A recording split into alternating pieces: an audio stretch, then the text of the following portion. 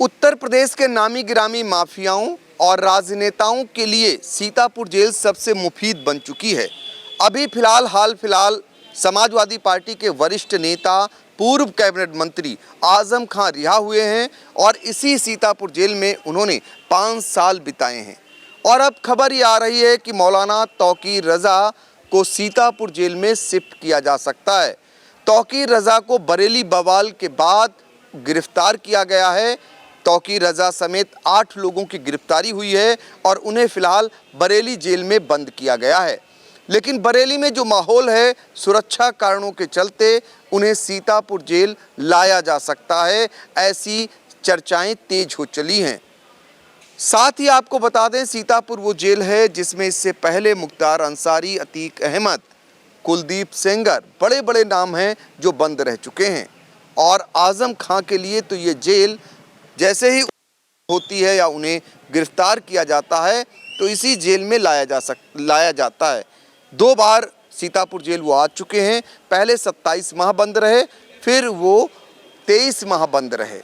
तो अब मौलाना तौकीर रज़ा क्या इस जेल में आ सकते हैं, इसको लेकर के हम आपको अपडेट दे दें कि बरेली में क्या कुछ चल रहा है। और जो बवाल हुआ आई लव मोहम्मद के बाद, जिस तरीके से वहां जाने की जिद पर मौलाना तौकीर अहमद और साथ ही मौलाना तौकीर रज़ा बयान ही नहीं, इसके अलावा अगर बात करें, उन्होंने कहा कि वो जाएंगे, उसके बाद भी भड़काने का बयान दिया।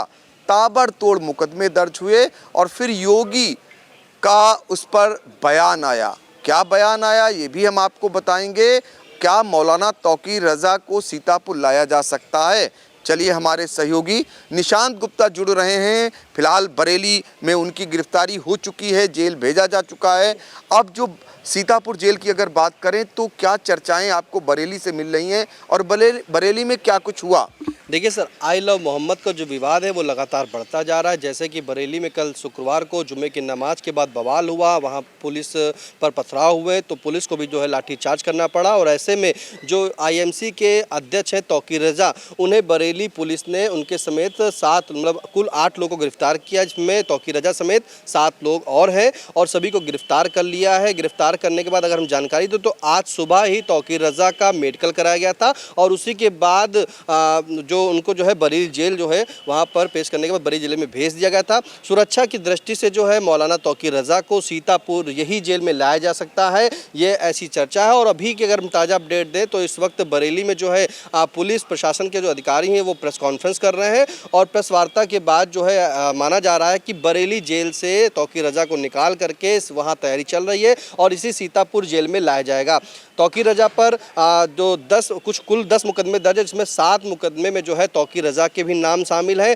2000 अज्ञात लोगों के विरुद्ध भी मुकदमा दर्ज है। करीब 50 लोगों को जो है हिरासत में लेकर अभी भी पूछताछ चल रही है। तो बरेली का दंगा जो है वो बढ़ गया है। फिलहाल इस पूरे मामले में उत्तर प्रदेश के सीएम योगी आदित्यनाथ ने सख्त लहजे में कहा है कि ये लोग भूल गए हैं कि शासन उत्तर प्रदेश में किसका है। ऐसा योगी आदित्यनाथ ने बयान भी दिया है।